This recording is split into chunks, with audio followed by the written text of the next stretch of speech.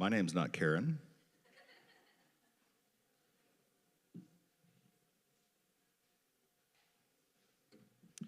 Good evening, all. We're not officially starting at this very moment, but I did want to let everyone know that in addition to the tea and the coffee that we're offering, we did warm up the coffee. We have another fresh one going over here. And we also have fry bread in the kitchen for anyone that's interested. You're more than welcome to grab any at any time. Just be mindful, of course, of those around you. And welcome. I'm still waiting for Tracy.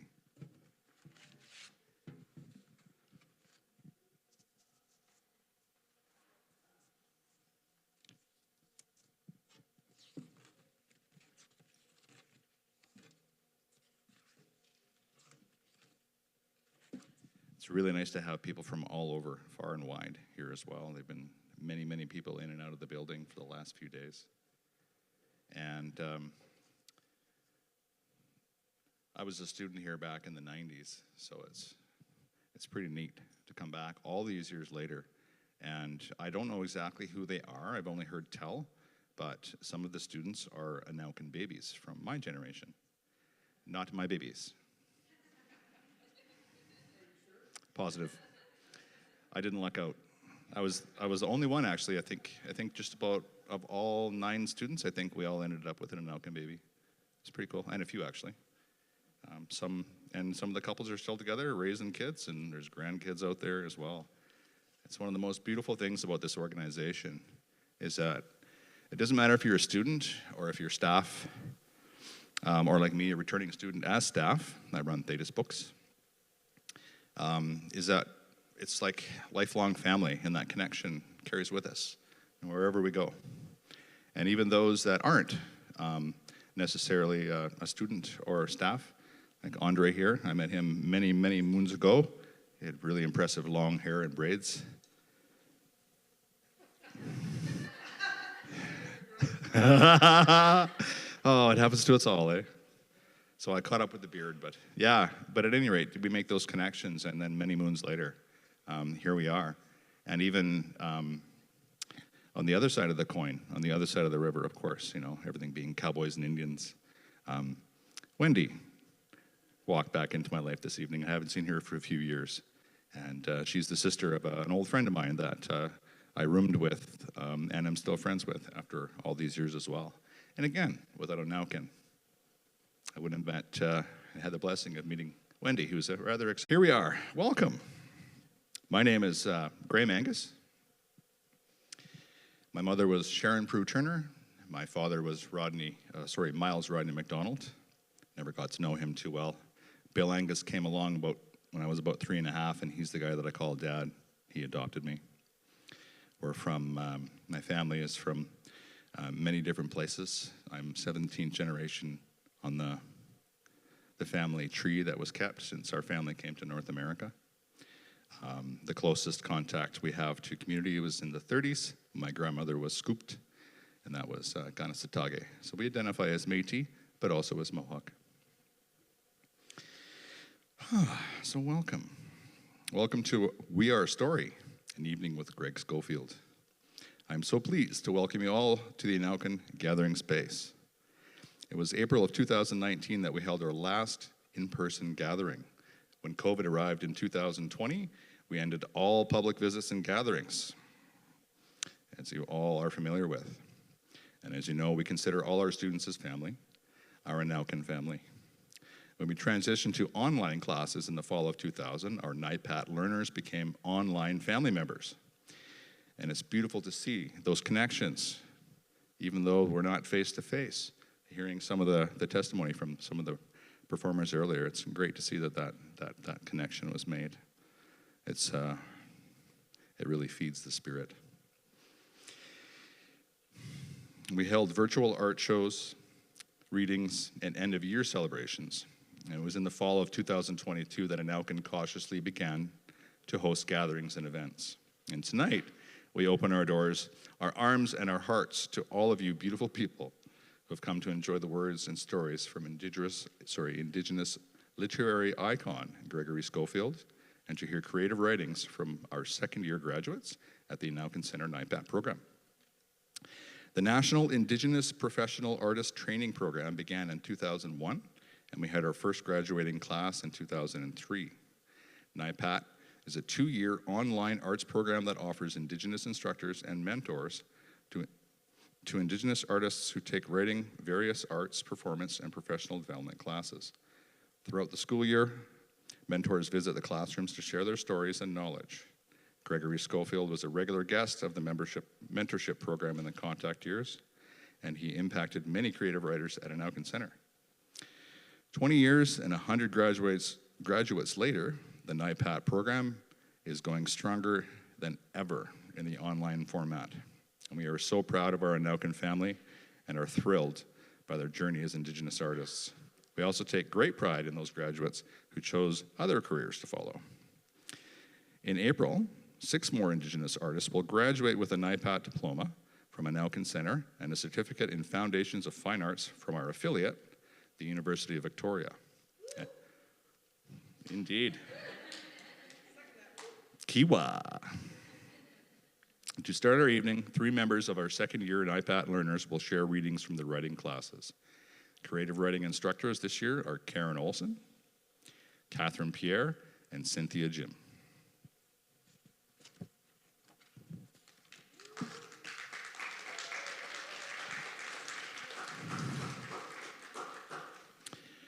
And first up, we have Jasmine Nabexi. She is Dene Sulim. I practiced. She's Dene Sulim Niawin, artist with roots in Cold Lake First Nation and White Bear First Nation. She was raised on reserve in Edmonton, Alberta.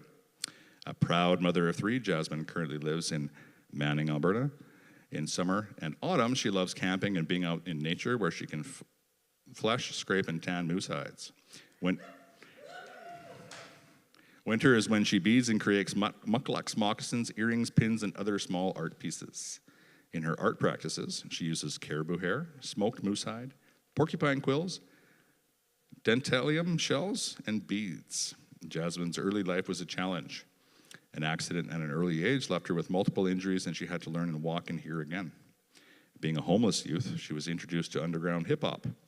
Beat of Boyle Street and I Human Youth Society helped Jasmine turn her life around through music. She found her voice. Her passion for conscious hip-hop led her to Cleveland, Ohio, to the Rock and Roll Hall of Fame, where she met DJ Kool Herc, one of hip-hop's early founders. Cool. And was inspired to focus on her artistic skills. Realizing that she needed to explore her Indigenous roots and begin to reshape her identity, Jasmine embarked on an arts education journey. And today, Jasmine is completing a 2-year Indigenous artist training program at the Naukin Center and will receive a diploma in Foundation of Fine Arts from the University of Victoria in April of 2023. Take it away, girl.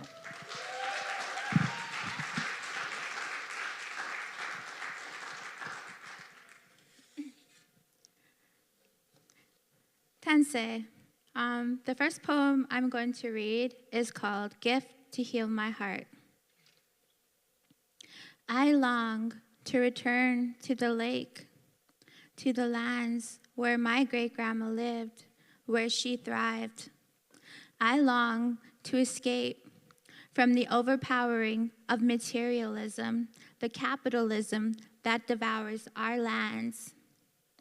I long to return home where the air smells pure, without the smell of silt. I long to get away from the anger, the aggression of those who silently feed their demons with booze or drugs. I long to feel connected to my roots, to feel connected to my grandma, who I hold dearly to my heart. I long to walk on the dirt road to the Saskatoon brush to pick berries for a pie, berry soup, or just handfuls to eat. I long to hear the stories of my elders in their youth, the hunting stories, the stories with life lessons. I long to hear my language spoken, to hear the songs of my people. I want a life of meaning, a life that cares for Mother Earth. I long to pick medicines that help my people, those natural leaves of bark, plants, and roots that cure diseases. I long to return to the water, to let go of my troubles with prayer and offering of tobacco. I long for an ecosystem where the water is safe to drink. I long to be at my grandma's house where the aroma of smoked moose hides fills the senses, to see her sewing moccasins as she sits in her flowered armchair with the lamp on. I long for a fresh cup of warm tea to soothe my throat and send warmth to my tummy. I long to build my own home with space outside to build wooden frames to tan moose hides. I want to be under the stars where I can hear my ancestors' prayers. I want to dance to the drum beat, to the rhythm with the heartbeat that connects to my soul. I want to sing songs of healing. I want to know the words. I long to understand why our way of life was not important as these iron statues, the plague. I long to see past these concrete buildings that hides the blood of my people. I long for truths that heal our people, that lifts our spirit. I long for a place to call home, a place where I am free, a place to heal my heart.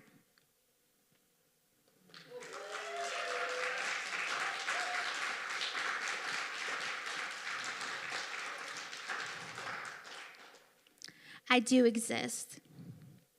No longer will I allow shame to control my life.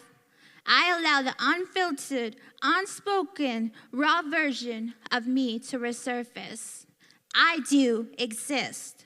No longer will I allow myself to be a public enemy from the outsider's point of view on beauty standards. I am beauty.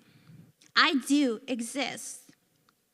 No longer will I tolerate racism and oppression. No more will I allow institutionalized standards to dictate my journey, my path.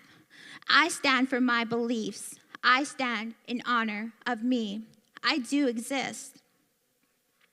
No longer will I let hate reclaim my purpose, claim my identity. No longer will I let hate dehumanize or brutalize my heritage. I am not a costume. I am not for sale. I do exist. No longer will I endure their hidden agendas to validate my worth, to validate my work, to validate my actions. I do exist. No longer will I hide or compromise my beliefs. Don't waste my time. I do exist. I am no longer a prisoner. No authority will bury me in all my graves. I will use my voice. I will fight a dominant society for a safe place to sleep, for no more 10 cities and 40 below, and for no more missing or murdered. I do exist. We are not a property. We need to be loved properly. You pave concrete over earth. You establish laws written in stone. You know you walk on stolen lands. I am the elements of four. I am the realm of four. I will walk with the two-legged, the four-legged. I fly with the winged ones. We exist. I will fail from time to time. I will own my mistakes and embrace my flaws. I will speak up. I will flaunt my worth. I exist. We exist. Masi. Hi, hi.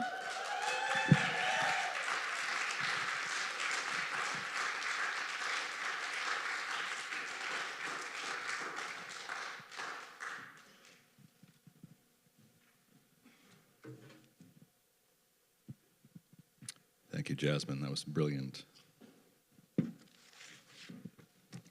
Our next graduate is Ashakia Jack. She's a mixed media artist from Makwa Sagahigan First Nation, Saskatchewan in Treaty 6 territory. Her maternal bloodline runs through Thunderchild First Nation, and her paternal bloodline runs through Big River First Nation and Atatakup First Nation. Trauma, life experiences, and the continuous path of a healing journey is expressed in Ashakia's artwork. While it took time to realize that changes come from within, she appreciates how art helped her to grow and to regain knowledge. As a Neheya Iskwiu, Plains Cree woman. Apologies for my Cree.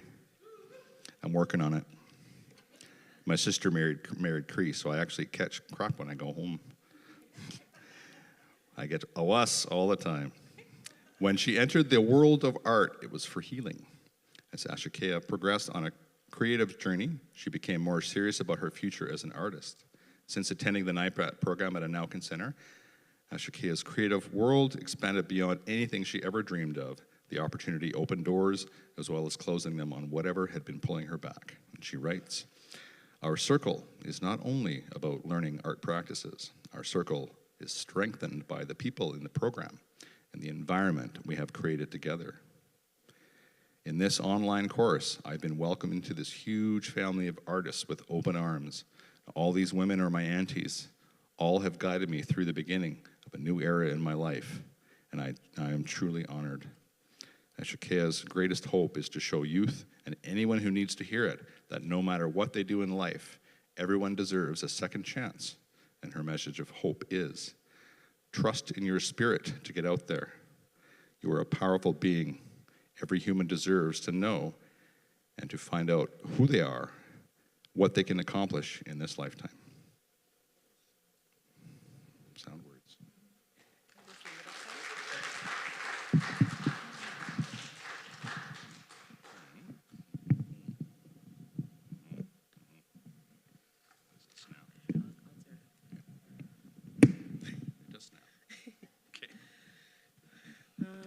Tanse, good evening. Good evening. Okay, so my first poem is, oh, hello? Oh, I'll hold it.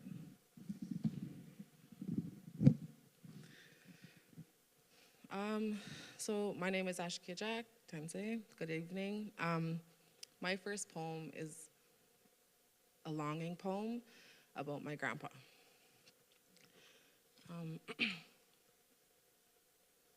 Thank you very much. Okay.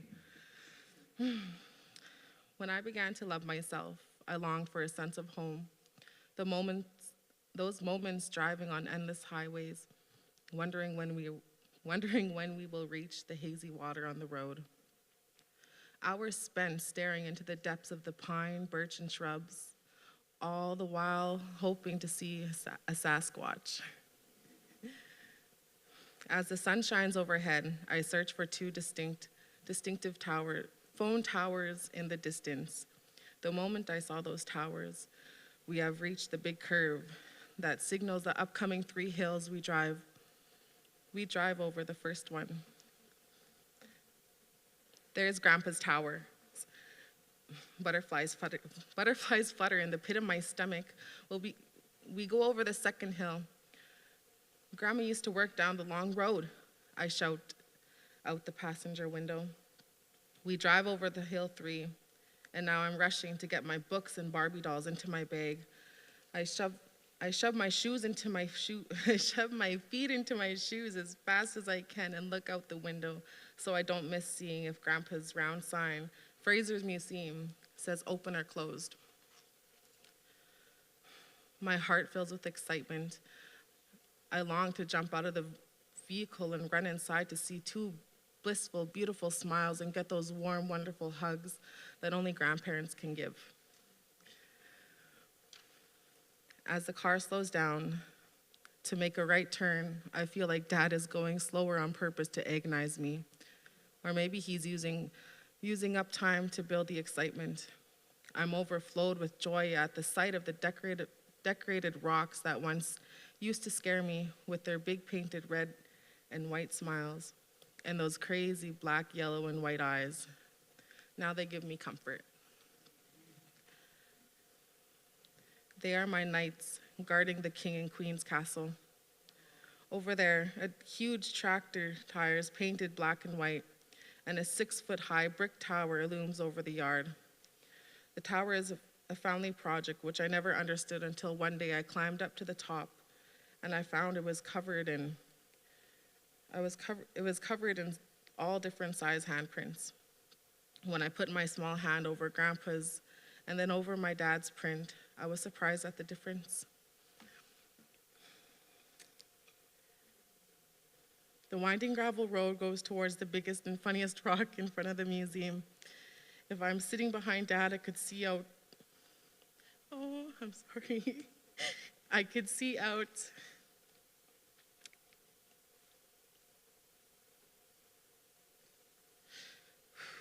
I can see out of the green. I can see out. Sorry, I can't see right now. Okay. I could look out and see the freshly cut grass surrounded by a row of pine trees. When I sit behind Mom, I could see the path that went up Boot Hill. This is where Grandpa told me stories about those boots and hats sticking out of the ground, just past the spot where the cranberries grow under the shade of the trees. Eagerly, I wait for the vehicle to stop. Dad finally parks in front of the big window of the house. I jump out as fast as I can, look to the big museum, and hope Grandpa takes me on another tour. As I run towards the house, Grandma opens the door and takes me into a big soft hug. "My little girl," she smiles and lets me go. Go see Grandpa.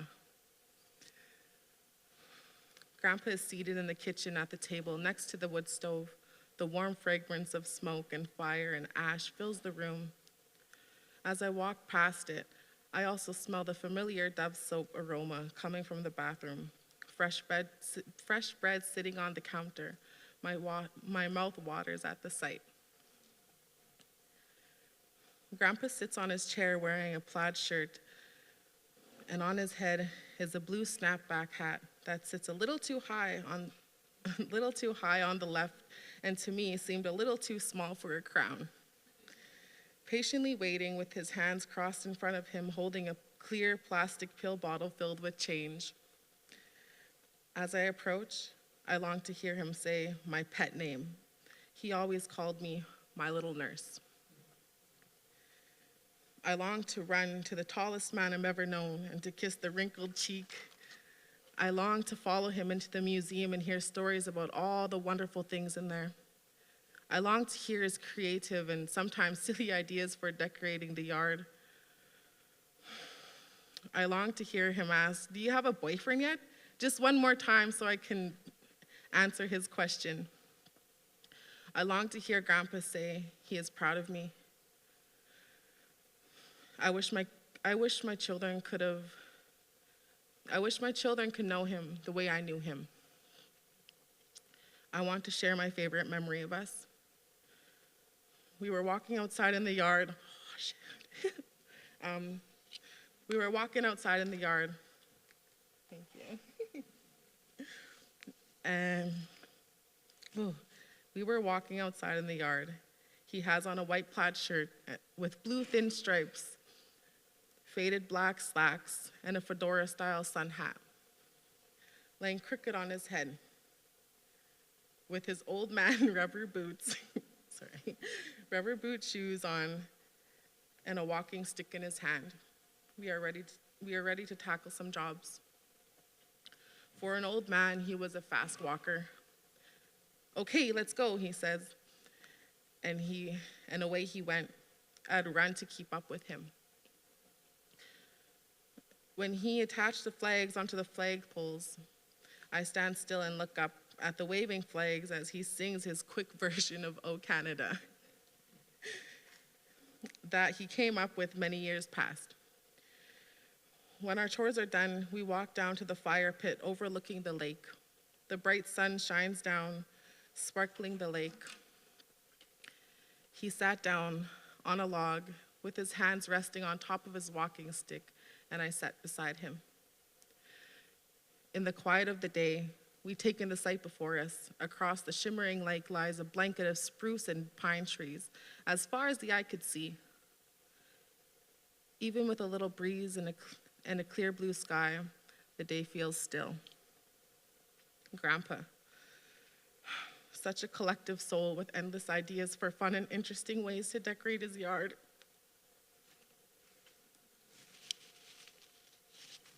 This is silly. Sorry. And who always made the best of his, oh my gosh. Okay, who always made the best use of his mind. I knew I was gonna do this. Okay. I often wonder what he was thinking when he sat in silence.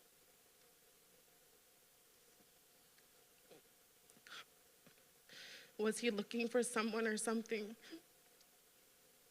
Grandpa's old joyous voice is what I long for the most, and to hear. Someone make me laugh. Okay, and to hear my little nurse just one last time. Okay, there. Thank you.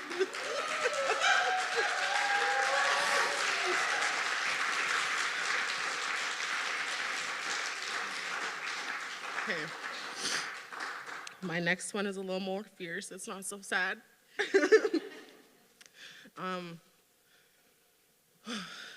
This one is a monologue I wrote. And when I wrote this, I was going through a lot with my kids and I. I'm a mother of 6, and I raised them all. And this one is called "To the Men Who Are Supposed to Be Our Better Half."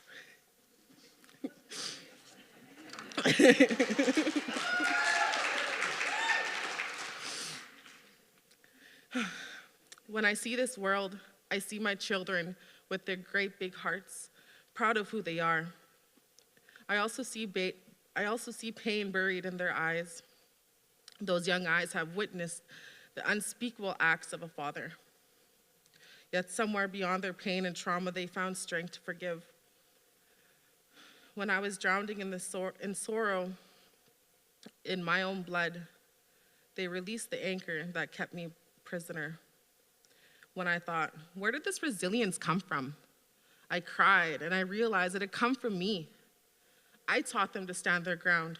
I taught them to love themselves. I showed them how to stand mighty and strong against tall. I showed them how to stand mighty and strong against tall and deadly demons. When I see my children angry or depressed, I hold them.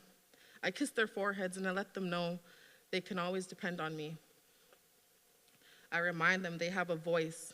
I tell them they have the power to make their own choices in this life. Everything in this life comes with a consequence or a blessing. We never know if it's going to be good or bad. Don't brag, be proud. To the man who was supposed to be my better half. You can dig up lies. You can use pictures of my thighs to taunt me. To the man who was supposed to be my better half, don't waste your energy. And most definitely, don't waste my time. Every day I thank myself for seeing who you are. I thank myself for walking away from toxic you. Every day I see my children with pride in who they are and joy in what they will become. Exit. Thank you. Bye.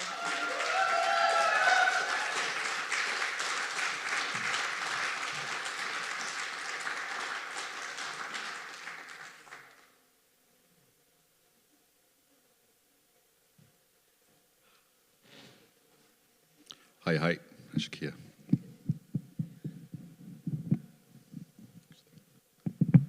Now now that I have it up high enough, see, it does go in that way too. I didn't want to force it. It's all good. You didn't break it.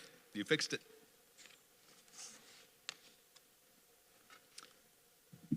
And now we have Sheila Lowe, Métis multidisciplinary artist. Sheila Lowe is an artist who lives and works in the lower mainland of British Columbia and currently lives in the city of Surrey. Her colorful and distinctive style emanates emotion and mood into her art. She's always working on something new, challenging herself to incorporate new styles and techniques. As a child, Sheila was always drawn to the arts. In high school, she helped curate an art exhibition at the Burnaby Museum. She collaborated with the Burnaby Minor Lacrosse Association to design the event program t-shirts and the opening ceremony banner when they hosted the Canadian Championships. In 2020, she designed a company logo for Woodpecker Designs. She also became a student in the art of tattoo. Sheila is a self-taught painter. In 2021, after her father, who was always her biggest fan, passed, she enrolled in the NIPAT program at the Naukin Center. In the 2-year online program, she explored all aspects of the artistic development and dove into a more in-depth study of art practices. For Sheila, art is therapy. She discovered more about herself than she could have. She discovered more about herself than she could have imagined. It was in this artistic circle where Sheila strengthened her connection to her Métis heritage. The NIPAT program has influenced her creative energy in the most beautiful way. Immersed in the discovery of culture and her family's story, she is a relentless researcher. Her family and Métis culture is reflected in her paintings. Using stunning colors and florals in a unique style, Sheila draws on her emotions and life experiences, which she pours into everything she creates. And whether it be painting, creative writing, drum making, or traditional materials creations, Sheila is influenced by her life, her Métis culture, and her own indigeneity. As you learn, you grow and change with emotions, just as colors change through the seasons. Well said. Here's Sheila.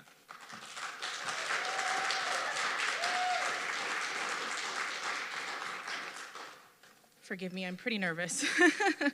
I'll start with one that's called A Change of Seasons Within. Sometimes our lives have to be completely shaken up, changed, rearranged to relocate us to the place that we are meant to be. When I moved to Calgary, living in Stampede City was a new adventure, but once settled, all I could think about was home.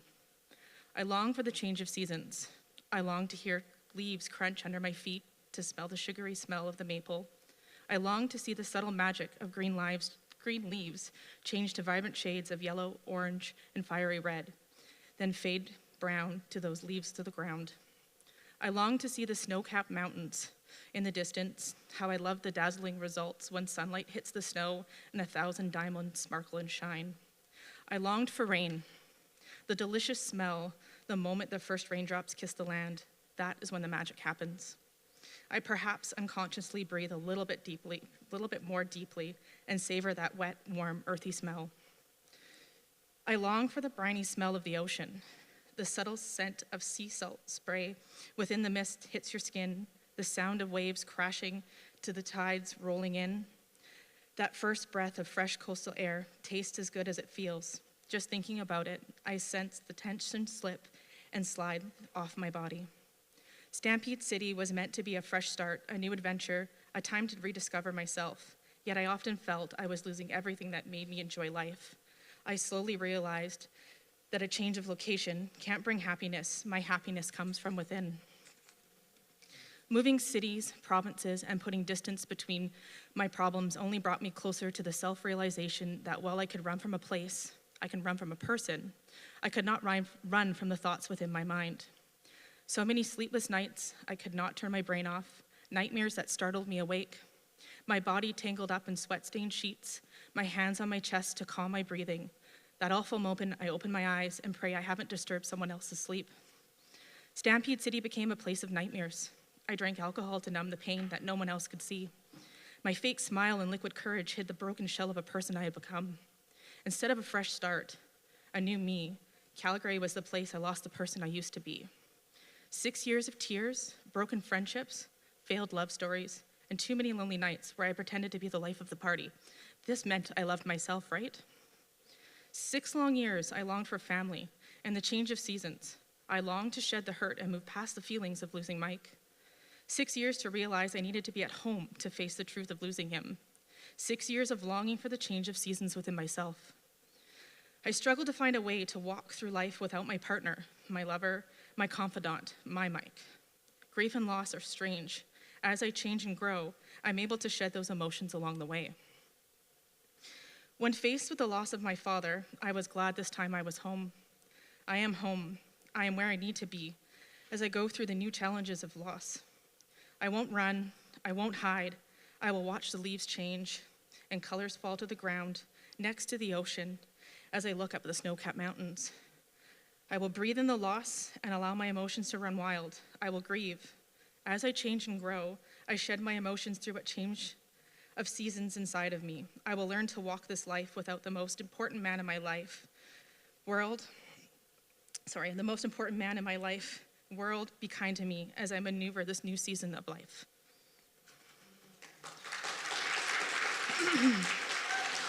Thank you. When I see the world,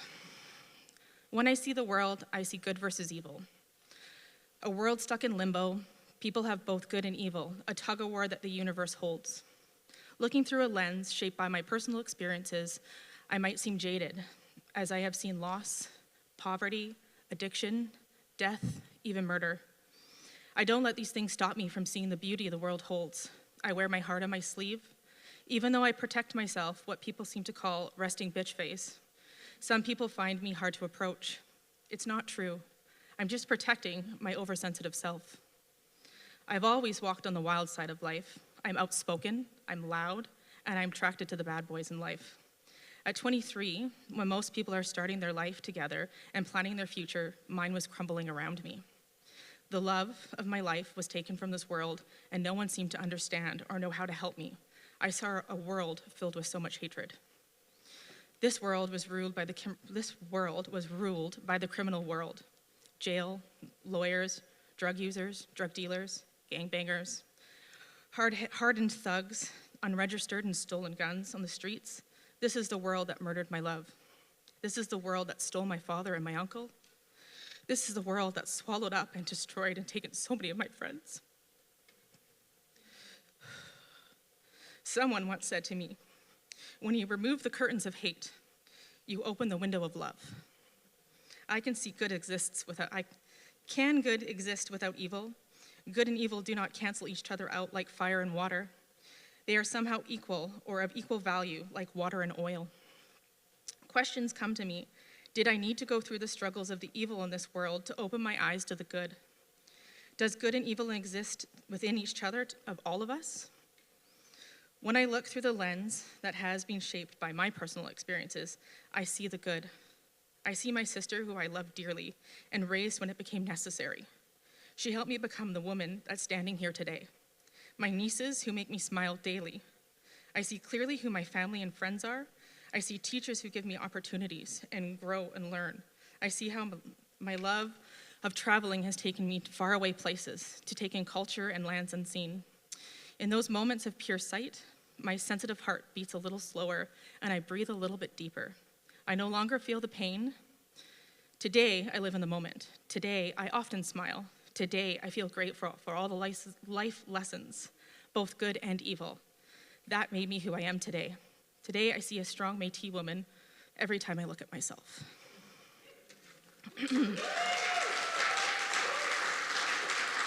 I have one last one that's a little bit more lighthearted. It's called Ribbon Revolution. What do I want my ribbon skirt to say? I opened my colored pencil kit and I ran my hand over the wooden sticks. I stopped at the color blue and I paused to admire all the shades of blue. Blue, the color of water that I love so much. Oceans, lakes, rivers, waterfalls are all favorite places in the world. Blue is the color of my eyes. I got them from my grandfather. No one else in my family has blue eyes, just me and him. I chose several blue shades for the ribbon colors on my skirt and lined the pencils up in front and found the combination I liked the best. I thought about my Métis culture that I'm reconnecting with. My mind swirled with all the knowledge I have learned about my Métis ancestors so far and delighted in the knowledge that awaits me. I thought about the decorative art of my ancestors, the brightly colored floral motifs in beadwork and embroidery that Métis culture is renowned for. I love the freedom about building a floral design gives me. I will put florals on my skirt.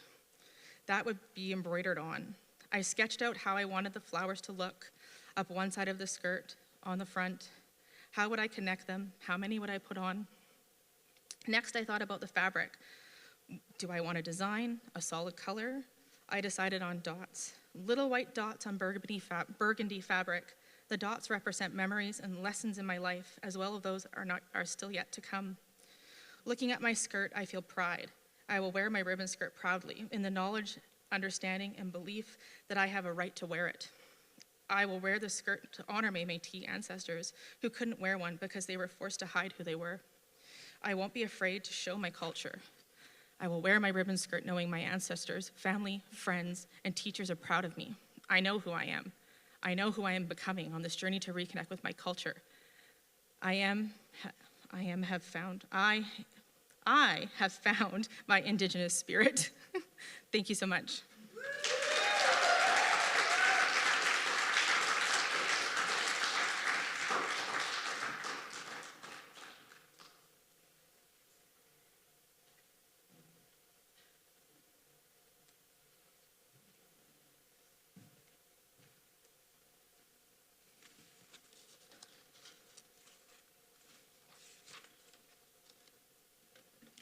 Thank you, Sheila.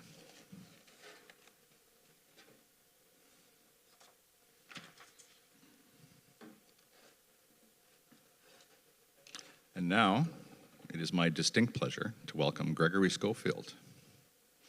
Gregory Scofield is a Red River Métis of Cree, Scottish, and European descent whose ancestry can be traced to the fur trade and to the Métis community of Kinnesota, Manitoba.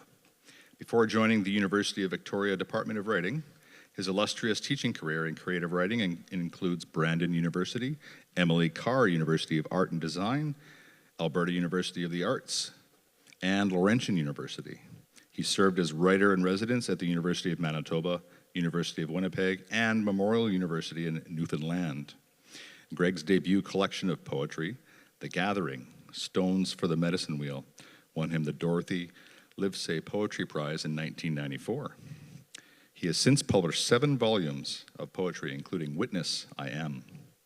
He is the recipient of the Queen's Diamond Jubilee Medal in 2012 and the Writers' Trust of Canada Latner Poetry Prize in 2016 that is awarded to a mid-career poet in recognition of a remarkable body of work.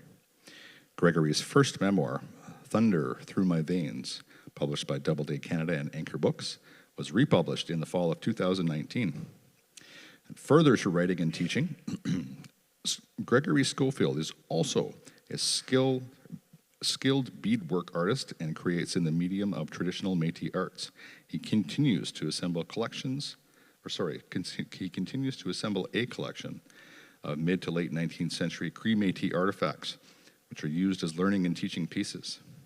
A book featuring these, Koko Miniwak, Oki Kiwawa, Our Grandmother's Hands, Repatriating Métis Material Art, is being published at the Gabrielle Dumont Institute and released in March 2023.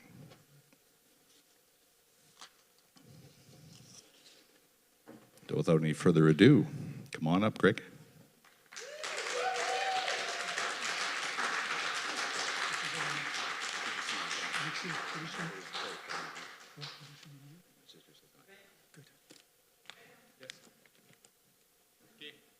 Oh, Danse. It's so wonderful to be here. Just want to say to our, first of all, to the young women that read this evening, for your readings. Thank you. Yeah, beautiful, beautiful work. And I hope that you guys keep finding the spirit of the words and to keep writing. It's so incredibly important. So thank you. I'm probably more nervous than you guys were, and I've been doing this for a long time.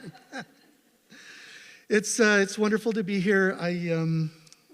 Of course, I'm nervous, and I forgot our MC's name, but I just wanted to Graham, okay, Graham, wherever you are, I was very fond of your late mom, and we had the opportunity a couple of times to sit and have a really good tea and to have a really good visit, and I think of her often, and I think about the conversations that we had. Of course, I'm seeing a couple of old friends tonight that we've walked a lot of miles together. We've done lots of journeys together, and lots of those journeys they circle back to the Anelkin Center here, and they circle back to working with students, mentoring students, and being involved in the creative lives of students.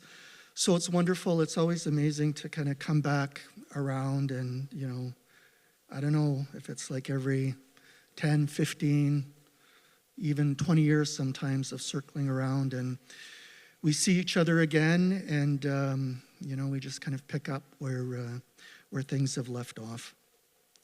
So I'm really grateful. It's been a long time since I've been at Anelkin Center here, so it always feels like a second home when I come. So thank you to the folks at Anelkin Center who invited me. Karen Olson, Tracy Bonneau, and all the fine folks at Anelkin Center. You have to forgive me if I'm a little bit rusty. It's been a long time since I've done a poetry reading. I've been, I've been busy doing lots of other things, and some of the beadwork that you see behind you tonight is from the collection that Graham was talking about. So I've been putting a lot of energy into to repatriating a lot of the works of our a lot of the work of our ancestor grandmothers, and working on building a really big collection of Métis historical art, of which I call the grandmothers. This collection eventually will go to a place within our nation, and so that's some of the images that you see. This is actually an image from a tobacco pouch. I thought I'd do a little bit of a kind of a retrospective of poetry. Like I said, forgive me if I'm a little bit rusty, but I'm going to take you all over the place tonight, if that's all right. I'm going to start off with some grandmother poems, specifically my own Gaya Sochi Nigawimak, my own long ago mothers, and I'm going to start with this piece. And I guess the only thing I need to tell you about this piece is that long time ago, when like a lot of us, people get interested in genealogy. You want to know your family. You want to know, who people were in your family. And of course, for a lot of Métis people from Western Canada, and especially for those of us who have connections to Hudson's Bay Company and the grandfathers from that time, Hudson's Bay Company were really incredible insofar as a lot of the records that they kept. So there's tons and tons of information on the grandfathers from that time, but there was very little information about the grandmothers. There was very little information about the women that they married, the women that by custom of the country, these were known as country marriages, and these were usually Nihiosquok, these were Cree women, they were Anishinaabe women, they were Dene women that a lot of the Hudson's Bay Company men had, by custom of the country, married. So HBC really kept very fine documents, and I mean that's great for people now who are researching their ancestry.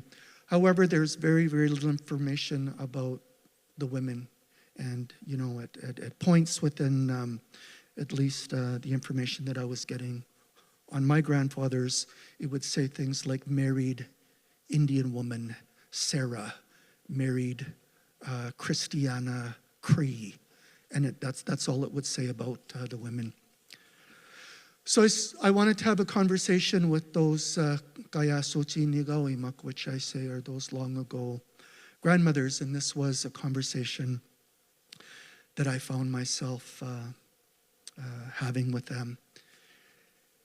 And it actually begins with the prayer song, and this whole piece is called Prayer Song for the Returning of Names and Sons. Yahweh, oh, Yahweh, Yahweh, Yahweh, oh, Yahweh, hey, oh, ha, Yahweh, hey, ha, Yahweh, Yahweh, oh, Yahweh, hey, oh, ha, Yahweh, oh, Yahweh, oh, Yahweh, oh, Hoi ha, hoi ha, aho, in Chapanak, Charlotte, Sarah, Mary, Ego Christiana, aho, kaya sochi nigawi maknatuta, my song, nigamoin, ho, the song I am singing to give you back the polished swan bones, the sewing awl, the birch bark bundle holding the whetstone, the drawing stone, the pounding choke cherry stone. Ho, the spirit of your Esquio names, the ones not birthed from the belly of their ships, not taken from their mantoy masanagan. Ho, their great naming book. In Chapanak, Charlotte, Sarah, Mary, Egwa, Christ, Anna. These are the names I have thrown back across the water. I have given back to their God who has two hearts, two tongues to speak with. How natuta, my song, nagamuin, the renaming song I am singing 5 generations later. Natuta, my prayer song, so you will be called, sung as, tattooed from the lip to the chin, woman, hey, hey. Sung as she paints her face with red ochre, hey, hey. Sung as charm, woman who is good to make a nation, woman, hey, hey.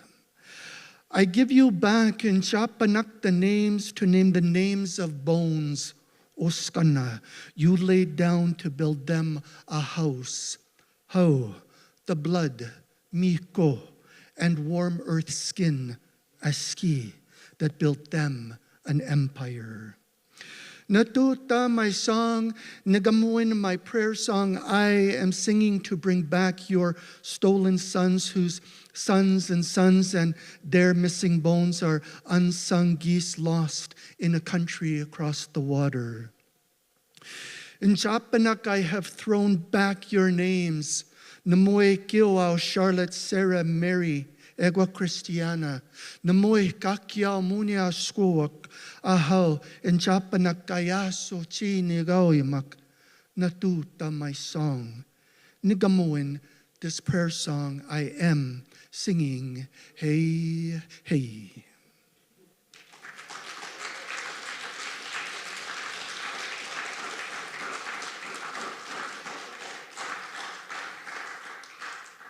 My singing voice is a bit rusty. I haven't sang that song in a long time.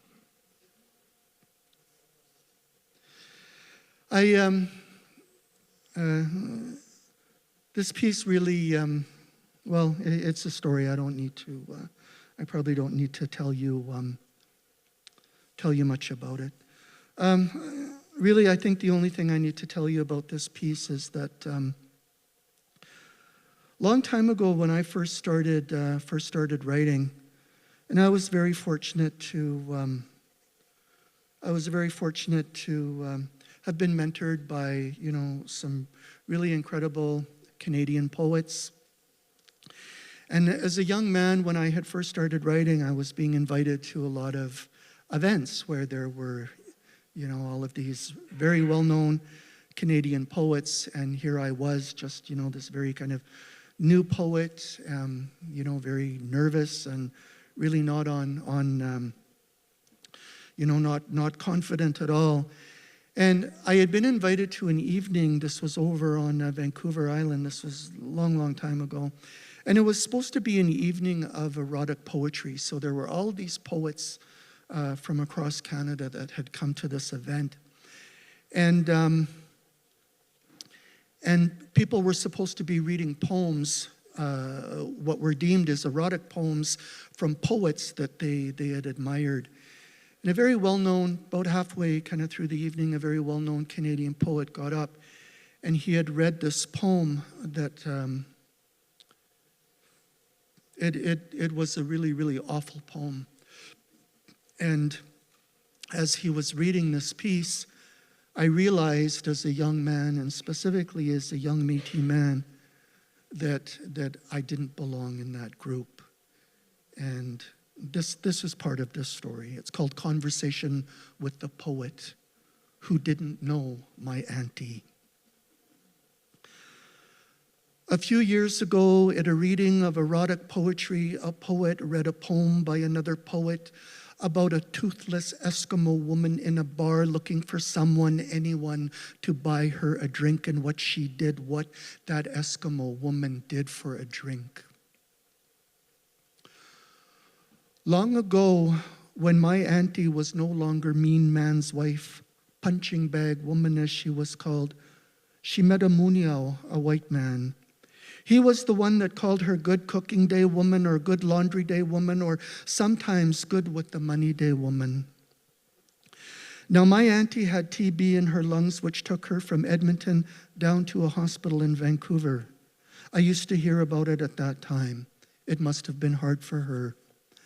She had 3 sons, my auntie did, but 2 of her boys got sick and died in Wabasca. Her other boy, John Houle as he was called, was killed in a car accident coming home for Christmas. I used to hear her talk about it sometimes. She'd say to me, one night back home, I was sitting having tea, and I looked out at the clothesline, and sure enough, there were 3 owls just sitting there hooting away on my clothesline. That way, she told me, it's true, and those owls started making somersaults, spinning around and around like this, she told me. A few years ago, at a reading of erotic poetry, a poet read a poem by another poet about a toothless Eskimo woman who could be in Japan, hunting to feed the family woman, who could be Nimama, holding up the walls woman, who could be a Kaskituyasko, a Sikapachasko, a Muniasko, running from a white man, any man, into the arms of a poet in a bar, looking for anyone to buy her a drink. My auntie, as I was saying here before, lost her boys early on. This is how I came to be her son. And Gussis, now you take the place of my John, she used to say. And I treated her as my mother. Nimamasis, my little mother, I used to call her. My own mother, Dorothy was her name, did not mind this arrangement, for it was good for me to have 2 mothers.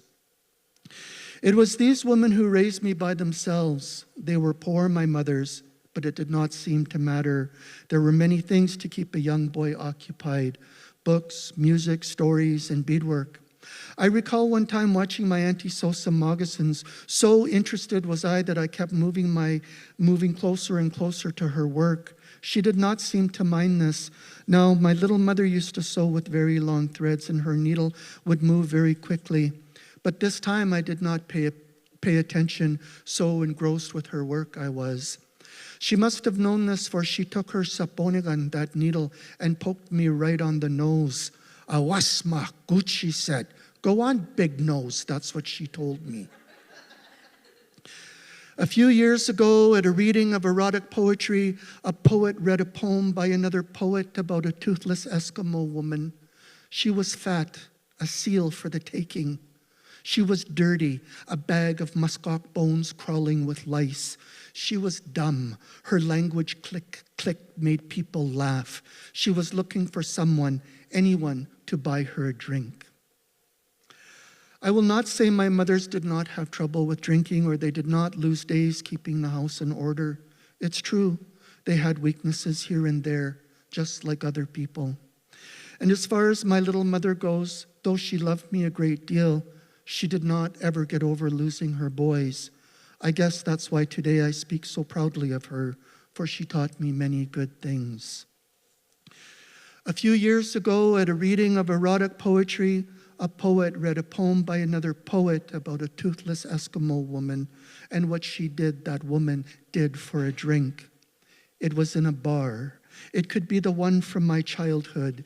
It could be a room of white faces, a poetry hall of uproarious mouths, a room of unbound limbs laughing deep in their bones. Or it could be my auntie's deathbed, the man who took her like a monument step after violent step. Or it could be her bed, all 69 years of her lost in the translation of a policeman's report. It could be, yes, the bed where she told me stories. Yes, the bed where I laid dreaming. This as much as I am able to tell about my auntie, but there is one more thing you should know. I loved her very much, and I still think of her whenever I am lonesome. Yukse, I'm done.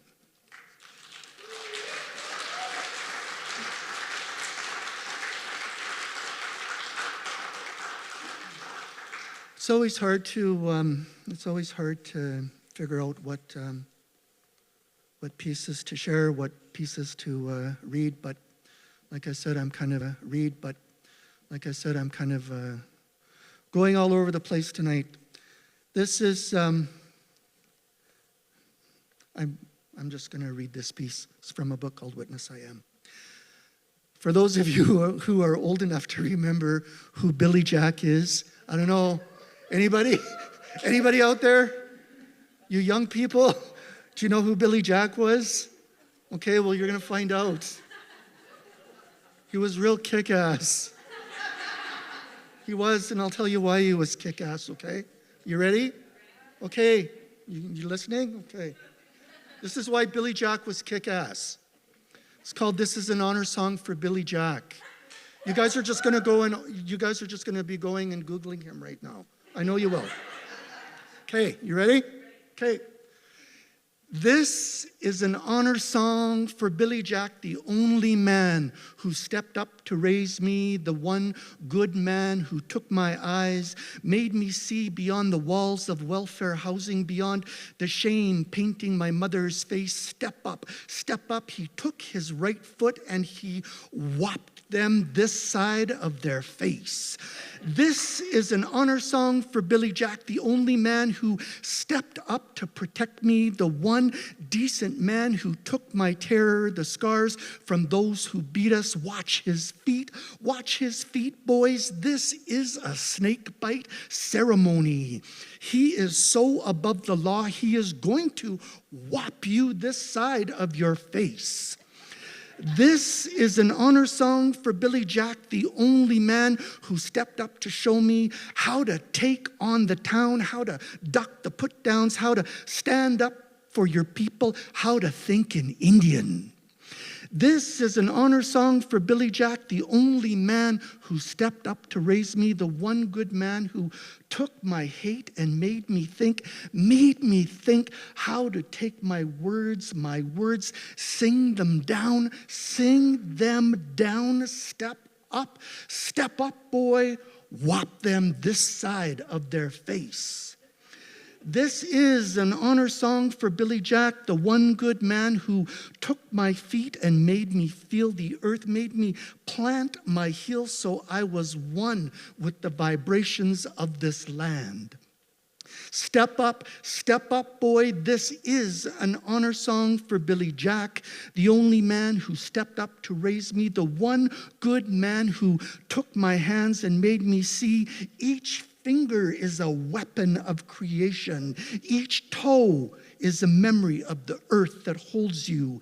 Step up, boy. I was 7 in 1973, dying in my skin, holding up my mother's bones. I was 7 and not yet 5 feet tall, dying in my skin. The one tin soldier. This is an honor song for Billy Jack, the only man who ever stepped up to raise me.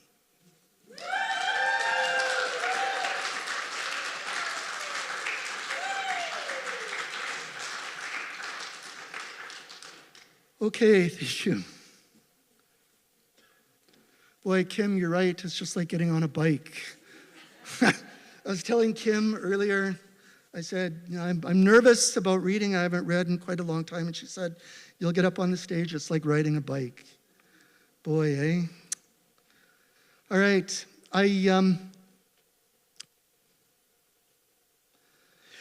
Every now and then, I don't know if it's like this for the musicians out there, or I don't know. I've never really had this conversation with the artists, but every now and then, and maybe you guys will, maybe you young women will find this one of these days as you carry on with your writing careers. Every now and then we're given, with writing, every now and then we're given just something comes out from up here, and it's a real special gift. It's out of everything that you've written. It's a real special gift. You don't have to think about it. You don't have to really even work at it. It's almost like one of your nogomuk. It's almost like one of your gogomuk. It's like one of your grandmothers are like just giving you a gift. Or I guess it could be one of your mushwams that are giving you a gift too. I've been writing for, 34 years, really dating myself here, 34, 35 years. And every now and then, writing is a lot of work. Storytelling, there's a lot of responsibility with storytelling. And I think probably in that 34 years that I've written, maybe I've had two things come to me that were gifts. And the poem that I'm going to read you was just an absolute gift. I don't even know how long this took me to put down on paper, but this is probably my most traveled poem. This poem has probably traveled the farthest. It's been on billboards. It's been all over the place. It's been produced. It's been all over the place. I certainly didn't expect that. But this is a poem. This is a prayer for all of our women, for all of our young women, for all of our old women, for all of our aunties, for all of our mothers, for all of our sisters, for all of our cousins. This is a piece called She is Spitting a Mouthful of Stars. She is spitting a mouthful of stars. She is laughing more than the men who beat her. She is 10 horses breaking open the day. She is new to her bones. She is holy in the dust. She is spitting a mouthful of stars. She is singing louder than the men who raped her. She is walking beyond the Milky Way. She is new to her breath. She is sacred in this breathing. She is spitting a mouthful of stars. She is holding the light more than those who despised her. She is folding clouds in her movement. She is new to this sound. She is unbroken flesh. She is spitting a mouthful of stars. She is laughing more than those who shamed her. She is 10 horses breaking open the day. She is new to these bones. She is holy in their dust.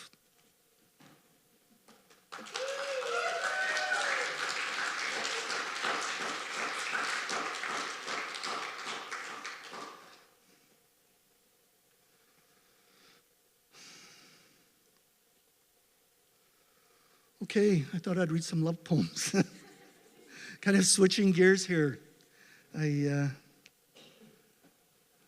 thought I'd read some love poems, and then I'm going to finish off by doing some readings from an old book called I Knew Two Métis Women. But the poems I want to share with you are from a very special collection called Sagi Toin Maskigi Hegwapiak Negamon, which is Love Medicine and One Song. And these were love poems from that collection. And I believe the collection was published in 1997.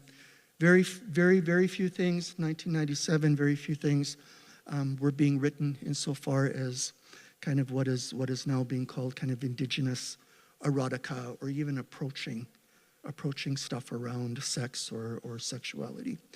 So suffice it to say, when I was working on this collection, I was pretty nervous, and when the book was published, I was pretty scared. I remember I'd gone on a book tour, and I was in Montreal. I was reading, and I was at a bookshop, and I was supposed to be doing a reading from Love Medicine, and I was still really, really nervous about reading from the book. And these three young Haudenosaunee women came to the reading. These three young Mohawk women came to the reading, and back then I was smoking, and we were kind of before this reading, we were standing outside, and we were all kind of having a smoke. And without saying anything, I don't know, maybe they knew I was nervous, but this one young woman, we were all the same age at the time, and this one young woman said to me, she said, I just wanted to tell you how important this book is. She said, actually, I just finished having a sweat with my grandmother, and my grandmother brought the book to the sweat, and in between the rounds, she was like reading it. So she said, my grandmother wanted me to tell you that she really loves your book, that she really likes your poems.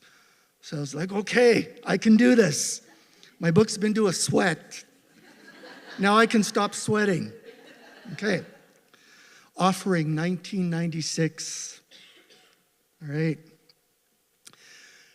This long drought scorches the skin, blisters me in places most vulnerable, inner thighs, tailbone, nape of neck, all the sacred temples.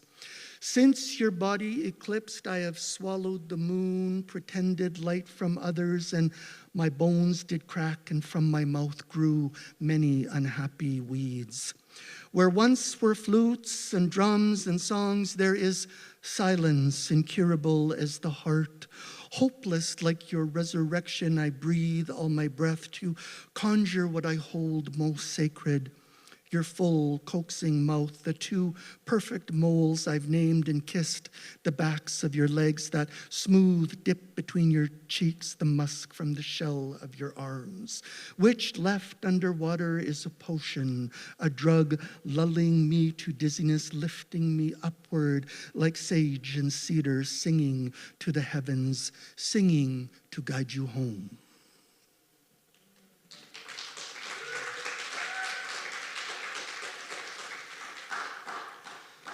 This is a small piece called Earth and Textures.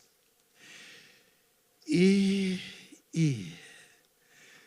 is the earth lodge, opening her arms, softly calling, Papitagoy, Papitagoy. She is Pitawi Kamik, where I come to cry the dry stone from my throat.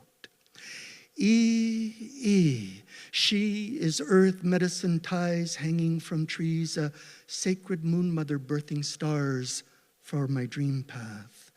Peitao, peitao, she is the song of frogs and crickets tickling my feet, so always I am rooted.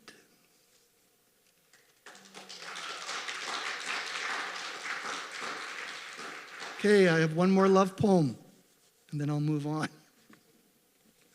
This piece is, I'm a little bit late. This is an August poem. So in the Cree calendar, there are 13 moons. And the month of August in Cree is known as Opawi Pisim, which is the flying up moon. So Opawi Pisim is when the ducks and the geese, or the geese, start flying up.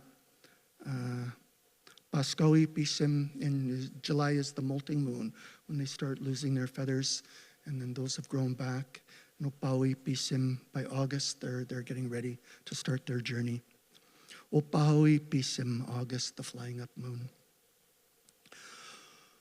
Most unexpected you roll into me like a stone, sinking deep in the earth, settling deeper than all the moons, having crawled across the sky, crouched low in silence, soft-boned and remorseful as the skinny willows rattling in the wind. Now I cannot name your absence or its taste, a strange language that is neither bitter nor sweet. Only you have returned, a heavy winged bird, and the bed is a pulse with the weight of desire. Songs that swim beneath our skin, lay drunk like fish in stifling pools.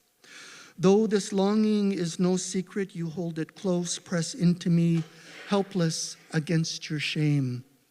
Finally, you have come. Pikokikwe mionakwan. You sing the summer's end between my thighs, kiss the swollen moon in the curve of my belly. Me flying up like the ducks in the marsh. You, new-feathered and weightless, ushering the dancers to my lips.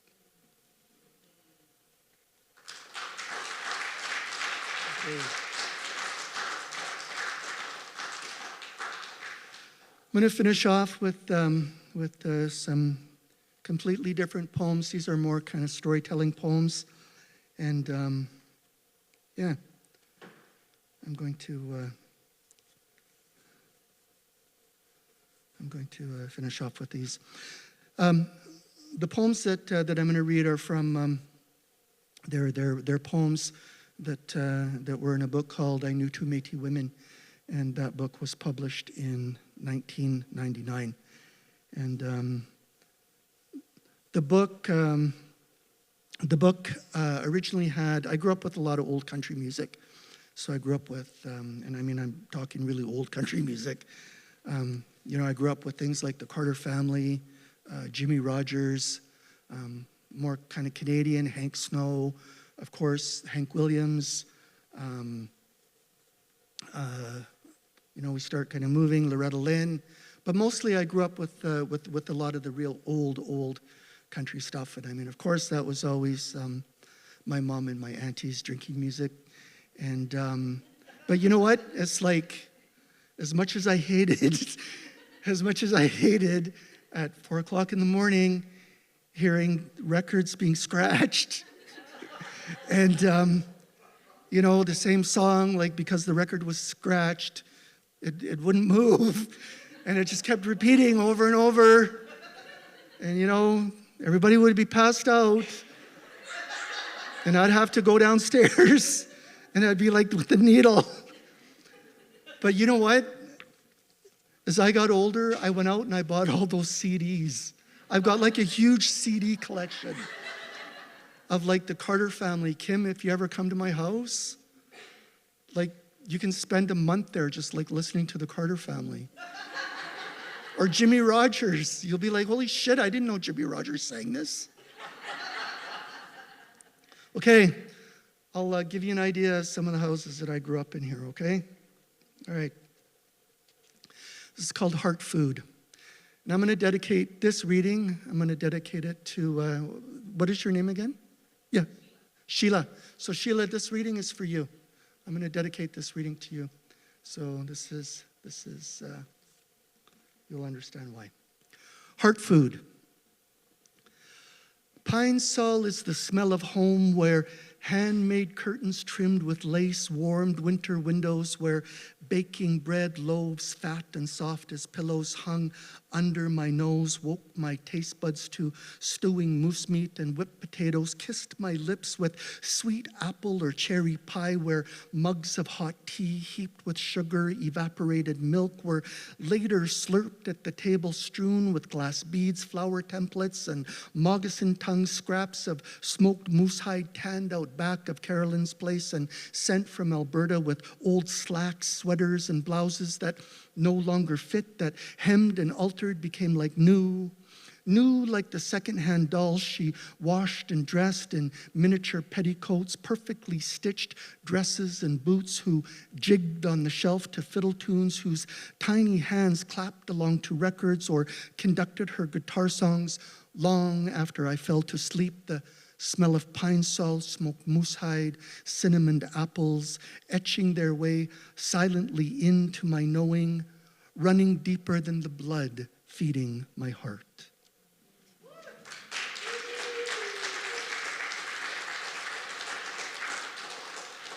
Okay, this next piece, this is, I don't know if I can, there's probably only 2 pieces that I've ever written that I ever committed to memory. And this used to be one of those pieces, and I'll try to remember it all. I've got my book in front of me. So this is a story that I grew up hearing that my auntie told me, my Auntie Georgina told me. My auntie attended a residential school called St. Martin's. This was in Wabasca, Desmarais. And so a lot of the stories that I grew up were stories that she told me about her, well, she called them her school days. And so, there were some hard stories, but there were some pretty funny stories. And this is a story that, that she often told me. And I mean, of course, it would change kind of, as she was telling it. And when I sat down to write this story, and it's what's really important to know is that when I was doing all of this writing, I had lost my mom and I had lost my auntie. And yes, I had pictures. Yes, I had all of their records. I had all of their, tape recordings that they had done and everything. But of course, it's like all I had left really of them. Like I was so afraid I was going to forget the sound of their voices, or I was going to forget, how they laughed, or, how they smiled. And when I sat down, really, I knew Two Métis Women became about really wanting to collect those memories and have them. So when I sat down to work on this piece, I started writing it in my voice, and I got about halfway through telling the story, and I said, no, it's not working. So I just closed my eyes, and I just listened to my auntie tell the story. And this is a story that she told me, and I'm not kidding, I'm not making it up.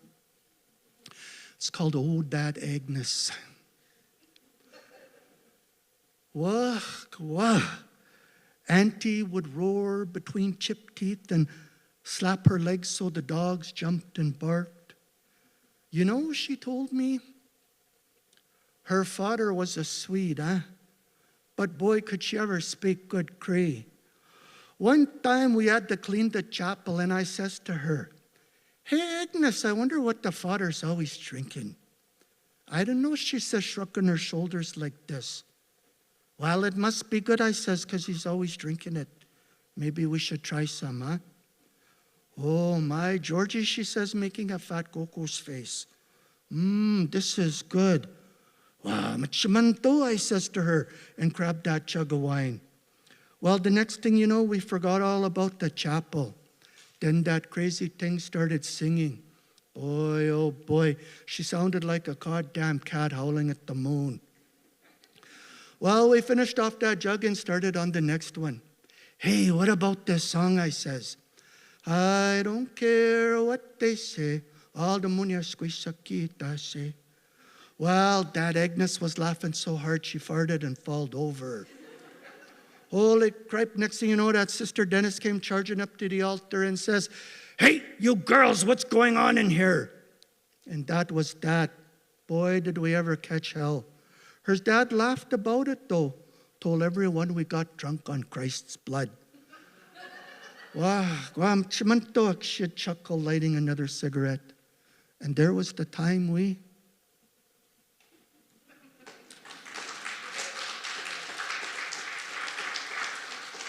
Okay, I've got two more poems and then we'll call it a night.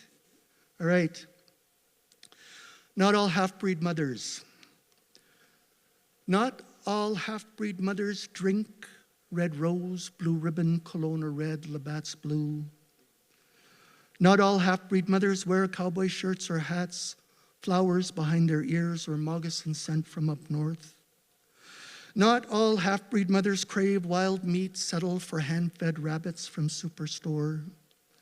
Not all half-breed mothers pine over lost loves, express their heartaches with guitars, juice harps, old records shoved into the wrong dust cover. Not all half-breed mothers read The Star, The Inquirer, The Tibetan Book of the Dead, or Edgar Cayce, know the Lady of Shalott like she was a best friend or sister. Not all half-breed mothers speak like a dictionary or Cree hymnbook, tell stories about faithful dogs or bears that hung around or sniffed in the wrong place. Not all half-breed mothers know how to saddle and ride a horse, how to hotwire a car or siphon gas. Not all half-breed mothers drink red rose, blue ribbon, Kelowna red, Labatt's blue. Mine just happened to like it old style.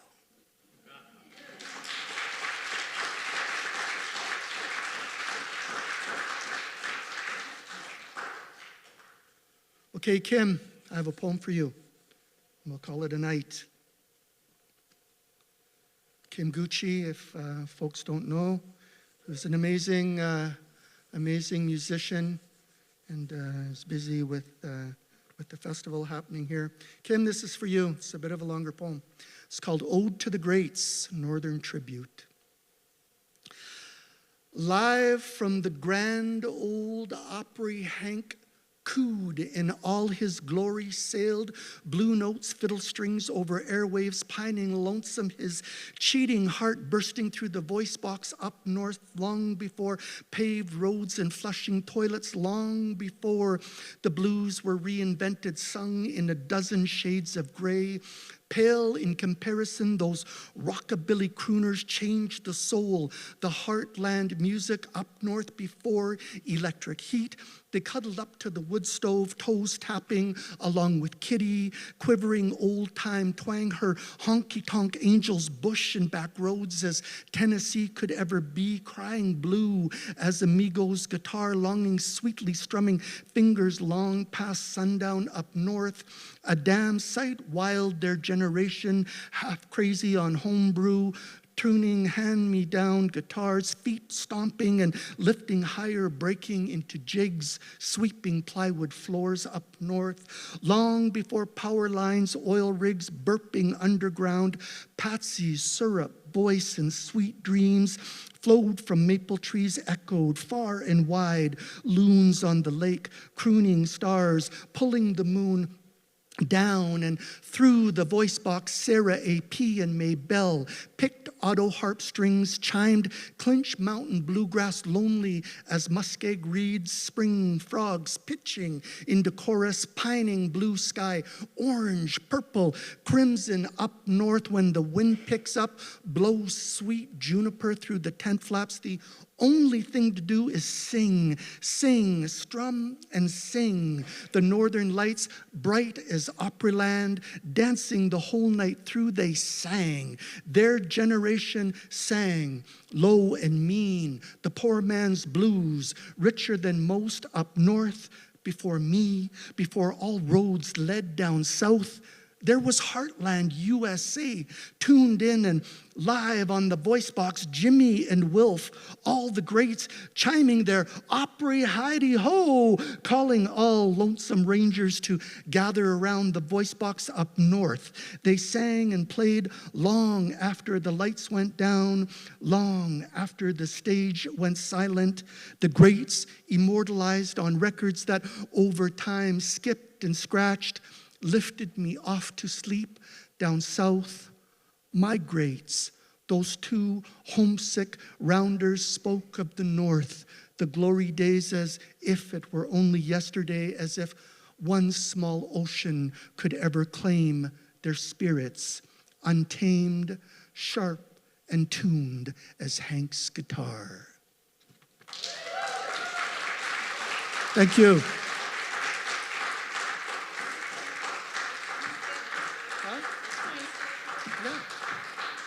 You're in trouble. Uh-oh, I'm in trouble.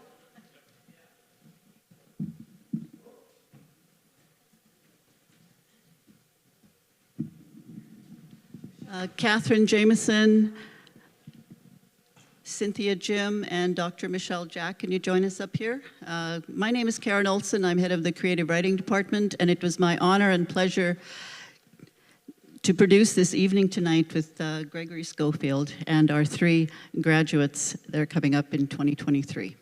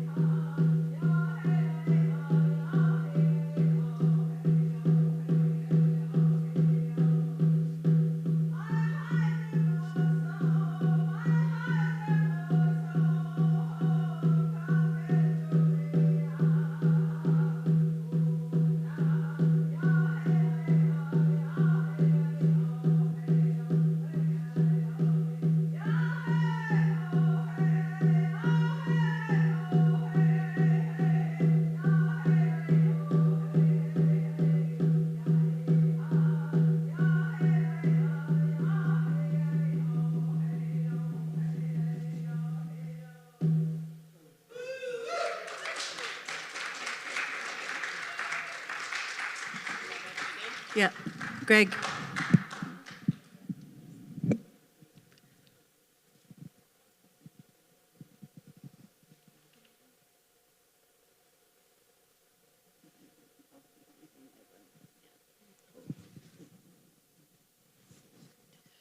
We just want to say to you, Dr. Armstrong, Jeanette, sends her deepest regrets for not being able to be here tonight.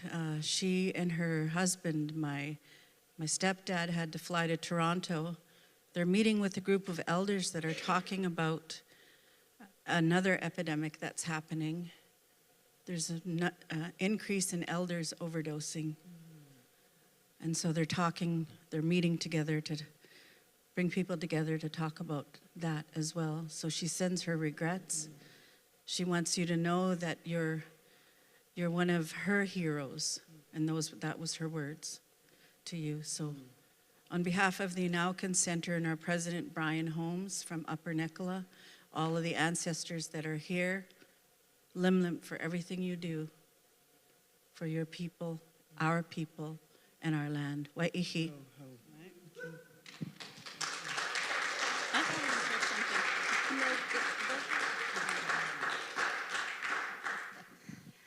Miigwech, kininasko mitinoao. Thank you. Good night. Thank you, everybody. Thank you for coming tonight. It's okay if you don't want. Yeah. Yokse. Thank you. Kinaskuntano myo tapska. Thank you and have a good night. Oh.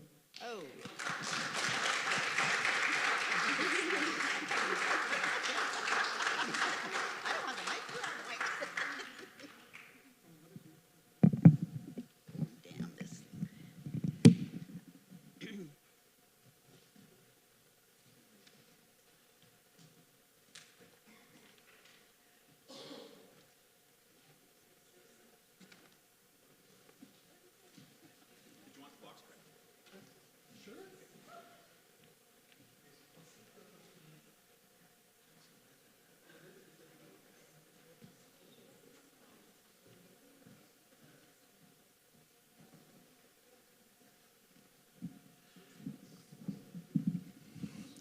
Well, here we are.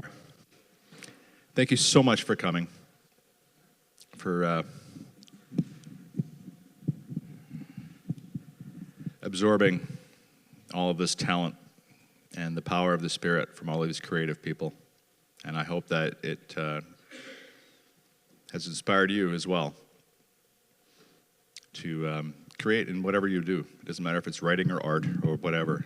The creative spirit is what drives this world. So here's to it. Thanks for coming, and hope to see you later this week. Thank you. And there's still a bannock in the hall. No, there's not. There's no bannock left in the hallway.